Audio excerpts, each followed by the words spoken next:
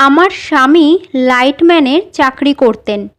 একদিন হঠাৎ কাজ করার সময় ও বিদ্যুৎস্পর্শ হয়ে গুরুতরভাবে আহত হলো। হাসপাতালে নিয়ে যাওয়ার পথেই ওর মৃত্যু হলো। এই খবর পাওয়ার পর আমার জীবনে যেন অন্ধকার নেমে এলো। আমি ছিলাম গ্রামের একজন কম লেখাপড়া জানা মহিলা। মাত্র 17 বছর বয়সেই আমার বিয়ে হয়ে যায়। তারপর থেকেই শুরু হয়ে গেল আমার সংসার জীবন। এক ছেলের জন্ম দিলাম। স্বামী সন্তান নিয়ে বেশ ভালোই ছিলাম, কিন্তু হঠাৎই দুর্ঘটনা। স্বামীর শেষ কাজ হওয়ার পর আমি ছেলেকে নিয়ে শ্বশুরবাড়ি ছেড়ে নিজের বাপের বাড়িতে চলে এলাম। আমাকে সান্ত্বনা দেওয়ার জন্য দাদা বলল, বোন, যা হওয়ার ছিল তা তো হয়ে গেছে।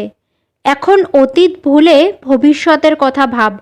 তোর একটা ছোট বাচ্চা আছে, একটা কিছু কাজ তোকে করতেই হবে, না হলে তোর বাচ্চার ভবিষ্যৎ কি হবে? দেখি জামাইবাবুর চাকরিটা তুই পাস কিনা। এখানকার পঞ্চায়েত প্রধানের সাথে আমার ভালো পরিচয় আছে, ওনার সাথে একবার কথা বলবো, দেখি কি করতে পারি। দাদার কথা শুনে আমি বললাম, দাদা, আমি তো ক্লাস 8 পর্যন্ত পড়েছি, আমি কি চাকরি পাবো? আমার কথা শুনে দাদা বলল, চিন্তা করিস না, পিয়নের চাকরি তো পাবি। আমি আজকেই পঞ্চায়েত প্রধানের সাথে দেখা করব। ভগবানের আশীর্বাদে খুব অল্প সময়ের মধ্যেই আমার চাকরিটা হয়ে গেল। কিন্তু চাকরিটা হলো আমার শহরে।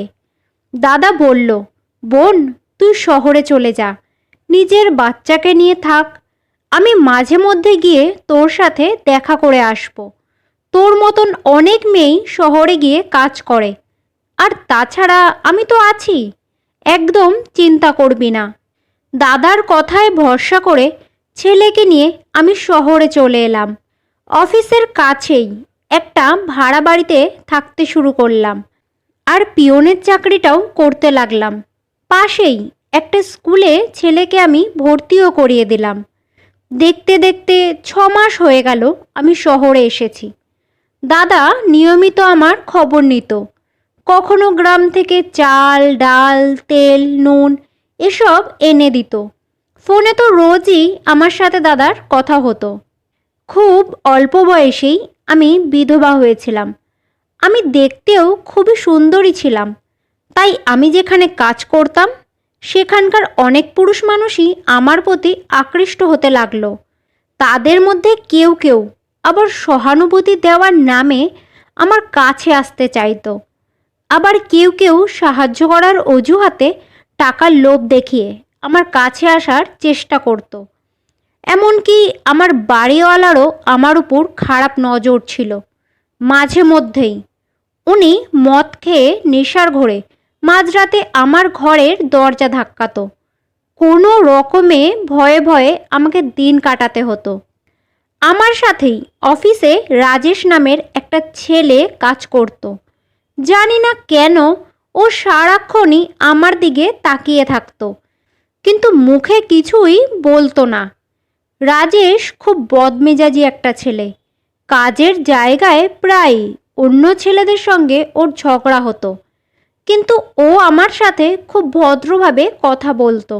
সব সময় আমাকে ভরসা দিত, বলতো, তুমি একদম চিন্তা করো না, আমি আছি। কেউ তোমার দিকে চোখ তুলে তাকালে তার চোখ উপড়ে ফেলবো। প্রায় অফিস থেকে ফিরতে রাত হয়ে গেলে রাজেশ আমায় বাড়ি পৌঁছে দিত। আস্তে আস্তে আমাদের মধ্যে বন্ধুত্ব হলো। আমরা একসাথে ঘোরাফেরাও করতে শুরু করলাম। স্বামী মারা যাওয়ার পর আমি খুব একা হয়ে গেছিলাম, কিন্তু ধীরে ধীরে আমিও রাজেশের সঙ্গ উপভোগ করতে লাগলাম। আমাদের মধ্যে ঘনিষ্ঠতা আরও বাড়তে থাকলো। রাজেশ তো প্রায়ই আমার বাড়িতে এসে সময় কাটাতো। আমার ছেলেও ওকে আঙ্কেল আঙ্কেল বলে ডাকতো। রাজেশ প্রায়ই আমার ছেলের জন্য চকলেট, চিপস এইসব নিয়ে আসতো। আমার ঘরের পাশেই রাজা নামে একটা ছেলে ভাড়া থাকতো। আমার ঘরে আসা যাওয়া করতে করতে ওর সাথে রাজেশের খুব ভালো বন্ধুত্ব হয়ে গেল। কিছুদিনের জন্য রাজা গ্রামে নিজের বাড়িতে গেলে রাজেশ ওর কাছ থেকে ওর ঘরের চাবিটা নিয়ে নেয়। তারপর একদিন সন্ধ্যায় রাজেশ আমাকে বলল, আজ রাতে আমি তোমার সঙ্গে সময় কাটাতে চাই, তোমায় আরও কাছ থেকে পেতে চাই। আমি বললাম, কিন্তু সেটা তো সম্ভব নয়, আমার ঘরে তো আমার ছেলে আছে, ও তো খুব ছোট না, যদি সব কিছু বুঝতে পেরে যায়। রাজেশ তখন আমার হাতটা চেপে ধরে বলল, তোমার কিচ্ছু চিন্তা করতে হবে না, এই দেখো চাবি। আজ যখন রাজা গ্রামে যাচ্ছিল তখনই আমি ওর ঘরের চাবিটা নিয়ে রেখেছিলাম। আজ রাতে আমি আসব, আর ওই ঘরে তুমি আর আমি। রাজেশের কথা শুনে আমি কিছুটা লজ্জা পেলেও ওর প্রস্তাবে রাজি হয়ে গেলাম, কারণ আমার নিজেরও রাজেশের কাছে যাওয়ার ইচ্ছে ছিল। তাছাড়া সত্যিটা হলো এটাই যে আমি অল্প বয়সে বিধবা হয়েছি ঠিকই, কিন্তু তাই বলে তো আমার শারীরিক চাহিদা শেষ হয়ে যায়নি। আজও আমি প্রতি রাতে একাকিত্বে ভুগি। গভীর রাতে রাজেশ এলো। পাশের ঘরের দরজা খোলার আওয়াজে আমারও চোখ খুলে গেল, যদিও আমি ঘুমোচ্ছিলাম না। আমার ছেলে তখন আমার পাশেই শুয়েছিল। আমি চুপি চুপি নিজের ঘর থেকে বেরিয়ে পাশেই রাজার ঘরে ঢুকলাম। আমাকে ঢুকতে দেখেই রাজেশ সাথে সাথে দরজাটা বন্ধ করে দিল আর আমাকে জড়িয়ে ধরে আমার গালে, পিঠে, শরীরের বিভিন্ন জায়গায়। তারপর সারা রাত আমাদের মধ্যে সেই সব কিছুই হলো যেটা হওয়ার ছিল। অনেক দিন পর আমিও শারীরিক সুখ পেয়ে খুশি হলাম।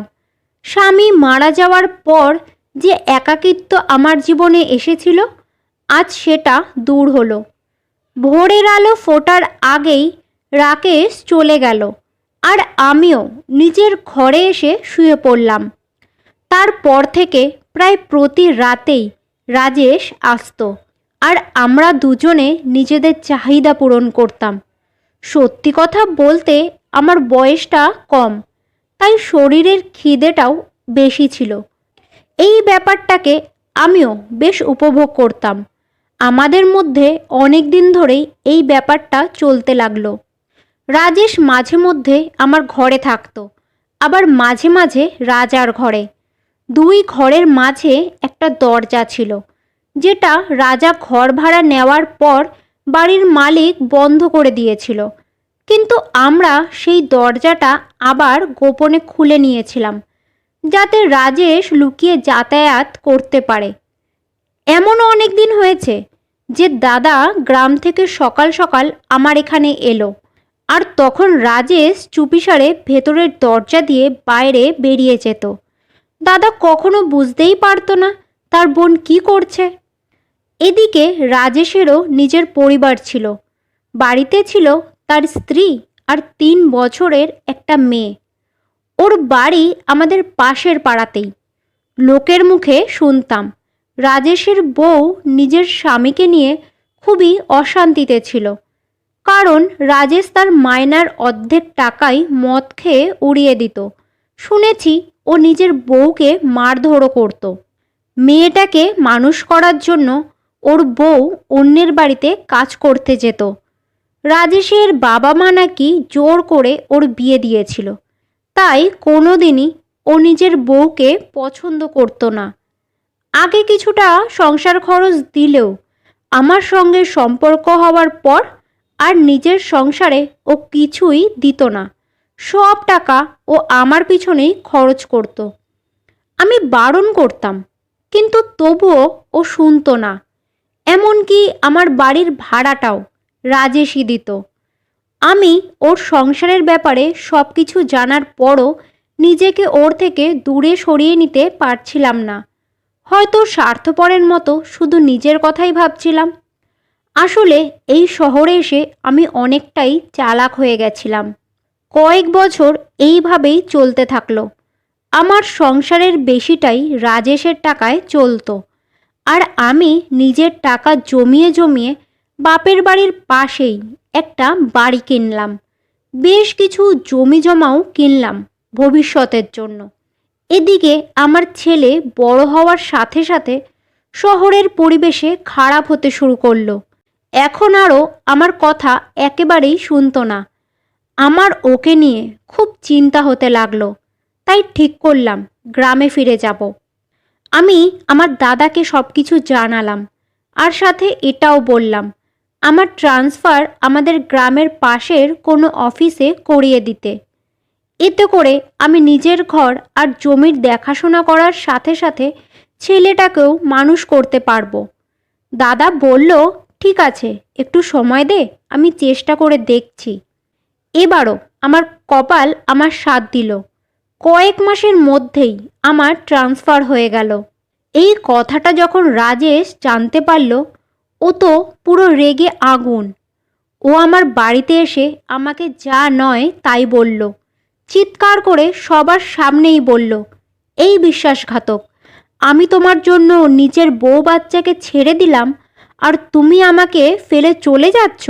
না, এটা আমি কিছুতেই মেনে নেব না।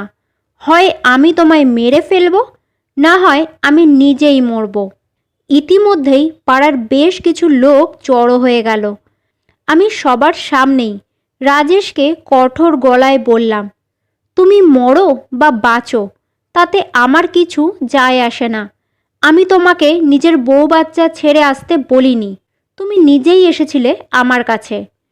তখন আমি অসহায় ছিলাম, আর তোমারও আমাকে প্রয়োজন ছিল।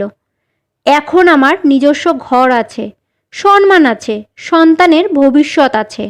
এরপর থেকে আর কোনোদিনও আমার সাথে যোগাযোগ করার চেষ্টা করবে না, না হলে কিন্তু জেলে পচে মরবে। আমার মুখে এই কথা শুনে রাজেশ একেবারে ভেঙে পড়ল।